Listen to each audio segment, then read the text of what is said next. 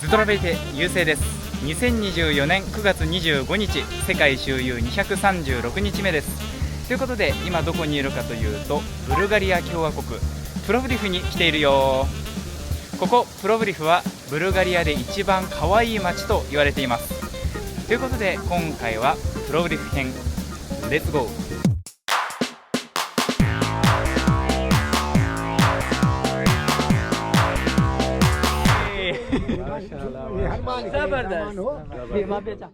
時刻は午前10時45分。現在地はブルガリアの首都ソフィアです。さっきホテルをチェックアウトしたのでこれからソフィア中央バスステーションに行きたいと思います。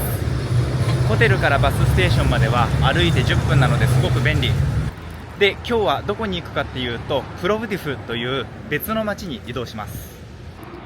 はい、ということでバスステーションに到着しました。この大きな建物です。結構大きなバス停だね。バスステーション内は撮影禁止なのでカメラしまいます。でまだ仕事が残っているのでちょっと待ち時間に仕事をしてそれでバスに乗りたいと思います。ちなみに建物内にはカフェとか売店とかがあるので結構便利です。ソフィアからプロブディフまでは16ラリ日本円で約1300円です。前日にチケットを買いました。バスはこちらです。今回は12時10分発。ソフィアからプロブディフ行きの時刻表は画面に出しておきます。ではこのバスで約2時間でプロブディフまで行きたいと思います。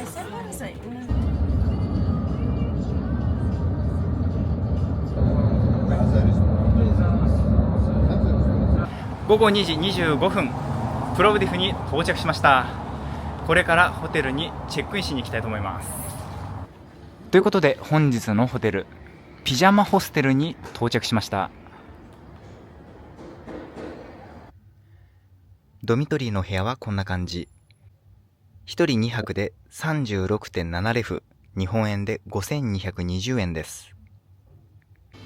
共有のバスルームとトイレはこんな感じ。こちらは共有のキッチンです。Wi-Fi のスピードは 3.6Mbps。正直かなり遅いです。はい、ということでホテルにチェックインしました。今回宿泊するピジャマホステルは完全に無人でセルフチェックインでした。そして収益の一部を自閉症の子どもたちの支援に充てるそうなのでとてもおすすめのホステルです。それでは早速プロブディフの街を散策したいと思います。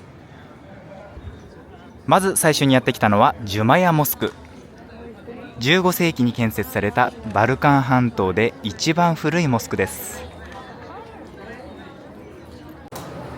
それでは中に入りたいと思います。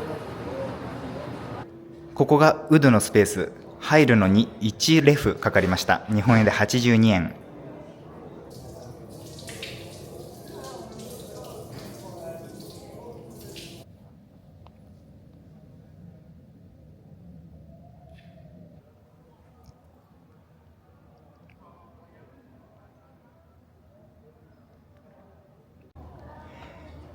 さっきのモスクの目の前、ここはローマ帝国時代の競技場です。この競技場は1500年以上前に建設されました。現存している部分はほんの一部で、実際は長さが約240メートル、幅が50メートルあったそうです。最大で3万人の観客を収容できるサイズだったということです。こういう遺跡がたくさんあるのを見て分かる通り、ここプロブディフはかなり歴史のある町です。ここはクニャズ・アレクサンダル一世通り、プロブディフのメイン通りです。このクニャズ・アレクサンダル一世通りはヨーロッパの中で一番長い歩行者天国だそうです。プロブディフの建物はカラフルで本当に可愛いですね。この町には7つの丘があるそうです。ここもその一つ。早速登りたいと思います。一応ちゃんと階段が整備されてます。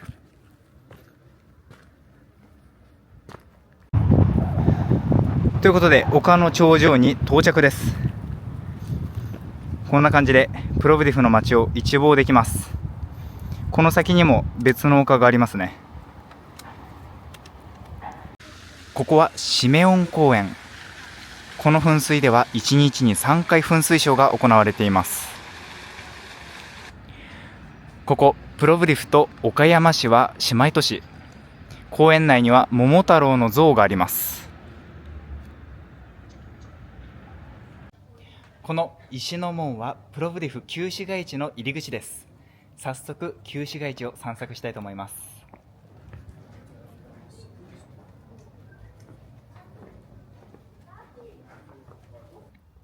このようにレトロでカラフルな建物がたくさん並んでいます。この町の石畳はさっき登った7つの丘で採石されたものを使っています。旧市街地の一角、聖コンスタンティン・エレナ教会にやってきました。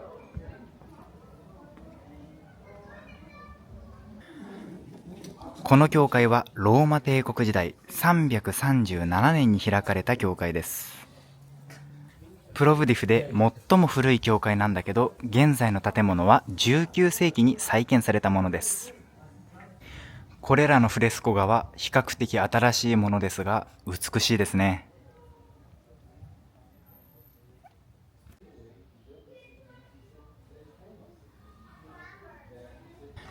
それではもう少し旧市街地を散策したいと思います。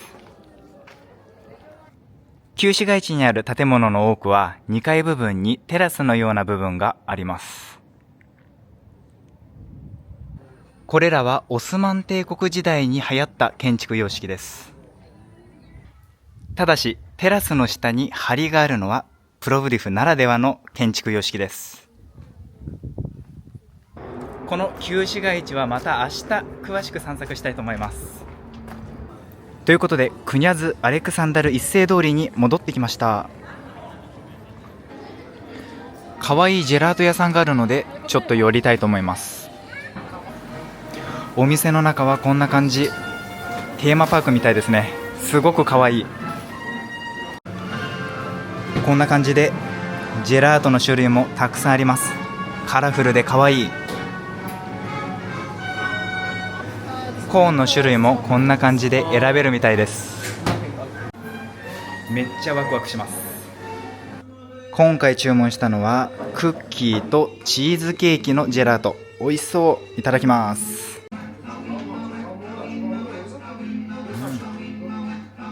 めっちゃ美味しいチーズケーキだこれ。ちなみにこれで合計 9.2 レフ、日本円で750円です。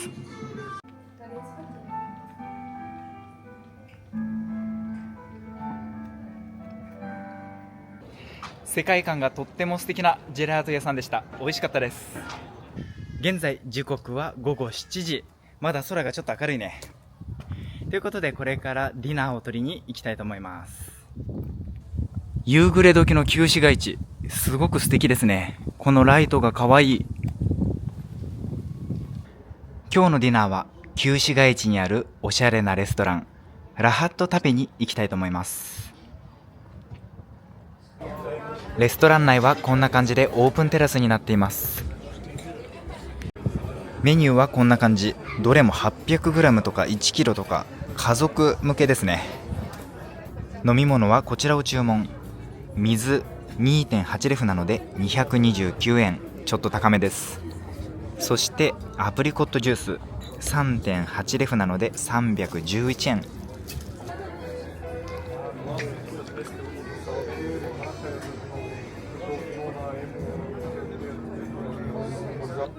まずは前菜、ブルガリアヨーグルトを使ったヨーグルトサラダ 8.9 レフなので日本円で729円です。メインで注文したのはこちらのチキンフィレステーキ 12.9 レフなので1057円です。これで 300g あります。それではまずはヨーグルトサラダからいただきます。きゅうりが入っててナッツがかかってますね。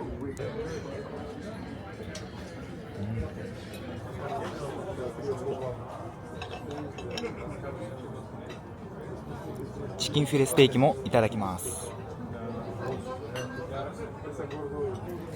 肉はかなり柔らかくてとっても美味しいです。味付けは塩が基本で結構シンプル。久しぶりにあんなに美味しいチキンを食べました。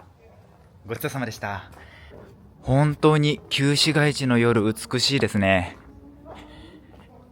この小さいライトが本当に素敵だ。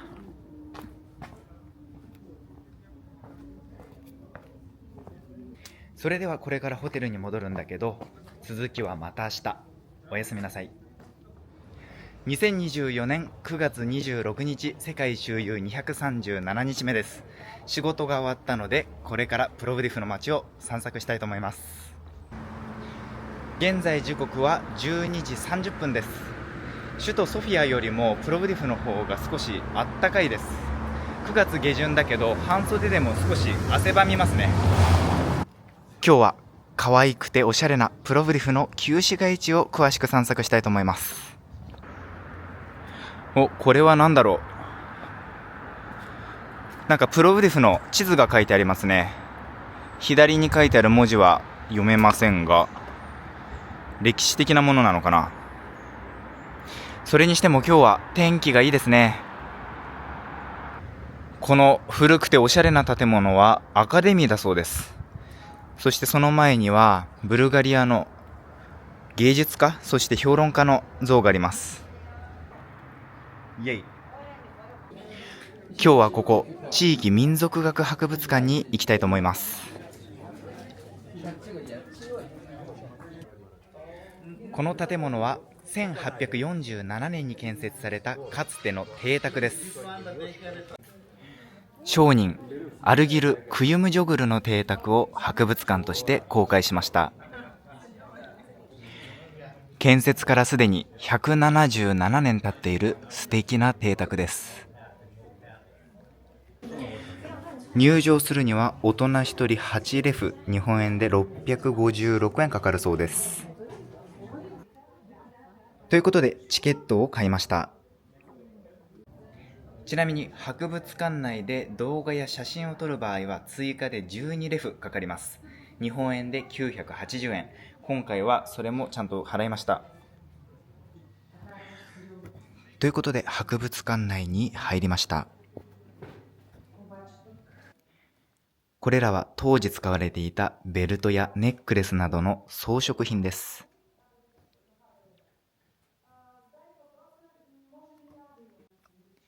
展示品を見るのもいいけど、建物を見るのもすごくいいですね。やっぱり邸宅とだけあってとっても広いですね。たくさん部屋があります。そしてそれぞれの部屋の壁の色が全部違う。カラフルです。展示されているものの多くは200年も経ってないものが多いので、結構状態は綺麗です。木製の建具に漆喰の壁、時代を感じる部屋が本当に美しいです。この部屋は壁が緑です。素敵なシャンデリアに天井の装飾も美しいね。2階にも6部屋あるということで、この素敵な階段を登って2階に行きます。ここは2階のメインホールです。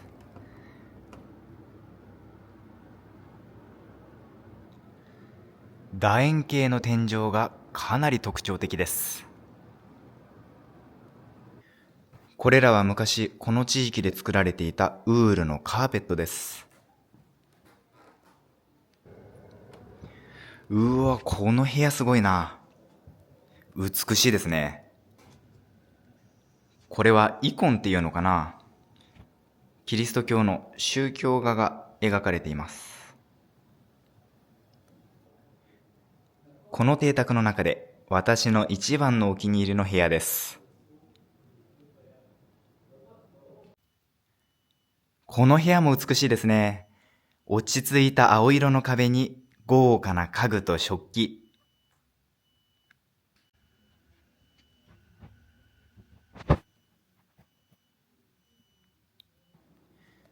ここは芸術の部屋です。このピアノも結構古そうですね。バグパイプとか、中央アジアや中東地域で見られる弦楽器なんかもあります。この不気味な衣装、これはお祭りで使われていた伝統衣装だそうです。これらはブルガリアの伝統衣装。ブルガリアの服って聞くと、なんとなくこんな感じの服が思い浮かぶ気がする。商人の邸宅だったっていうのは、カーペットの商人だったんですかね。カーペットの展示がすごく多いです。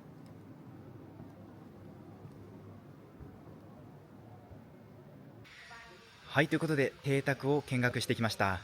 普段博物館とかあまり私は入らないんですが、ここはね、見応えあってかなりおすすめです。さっきの民族学博物館の隣に昨日も紹介した石のゲートがあります。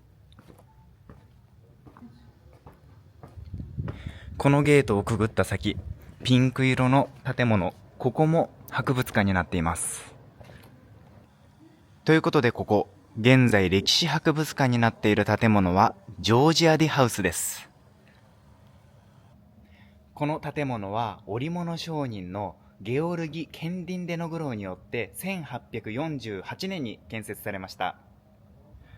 博物館の入場料は4レフ328円です。ここまでは無料で入れるので、今回はここまでにしたいと思います。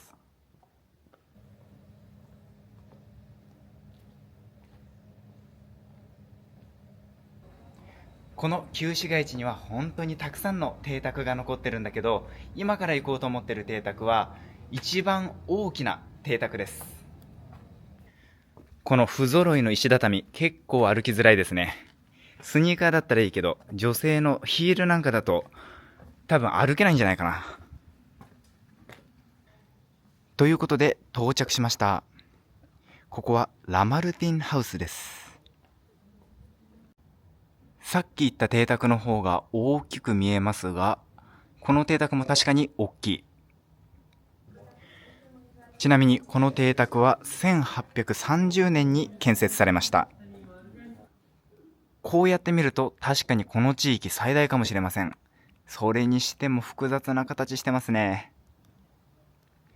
ここプロブディフには昨日言った歩行者天国のある中心地、ここ旧市街地、そしてもう一つカパナ地区という地区があるので、これからそっちに行きたいと思います。なんかピアノの音が聞こえますね。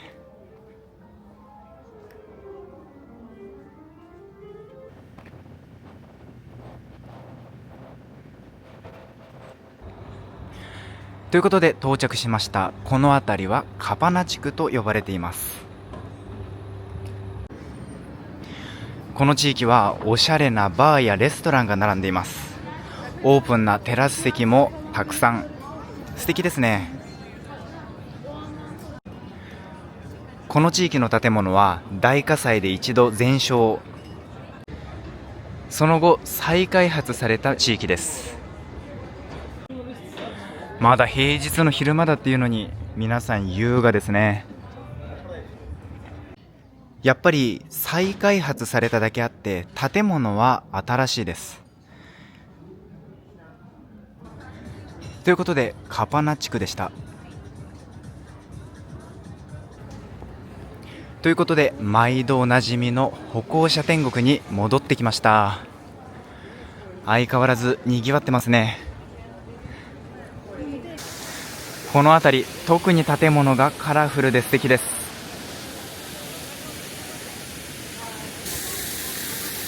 ここには噴水もあってプロブリフの中心です。ちょっと休憩ということでビーウェルコーヒーハウスにやってきました。テラス席もあってかなりおしゃれです。今回注文したのはこちらレモネード6レフなので492円、そしてチェリーケーキ4レフなので328円です。それではいただきます。結構レモンが強い。かなり酸っぱいですねこれ。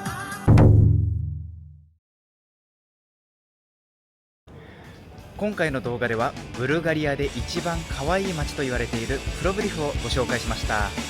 ということで今回の動画これで終わりにしたいと思います。ぜひチャンネル登録、いいね、コメントよろしくお願いします。